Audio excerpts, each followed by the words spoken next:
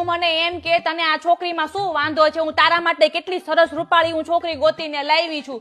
બોલો બેનું સાતગામ ફરીને ત્યારે મને આવી રૂપાળી છોકરી મળી. પણ આના નાટક તો જોવો. મન કાલ શું કે ખબર છે મમ્મી કે મને છોકરી તો એવી જોઈએ કે લિવિંગ રૂમમાં બેઠી હોય ને કે શ્રીદેવી લાગવી જોઈએ અને કે બેડરૂમમાં બેઠી હોય ને કે માધુરી દીક્ષિત. મોઢું તો માલ પવા માંગે છે. હજી તો ઘરના બધા લોકેશન તો બાકી રહી ગયા. નાના બોલ બોલ. સંડાસ બાથરૂમ બાકી રહી ગયું, ગલેરી બાકી રહી ગઈ, રસોડું બાકી રહી ગયું, ઓલો ખૂણો બાકી રહી ગયો. તારા પપ્પાના નાટક છે ને લગ્ન પહેલા બધા આવા જતા, પણ મેળી તો હું જ ને.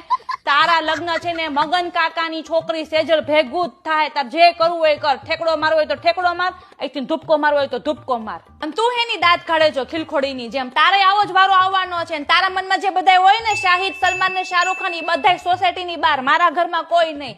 તારું તે મારા મનપસંદ છોકરા ભેગું જ લગ્ન થાહે.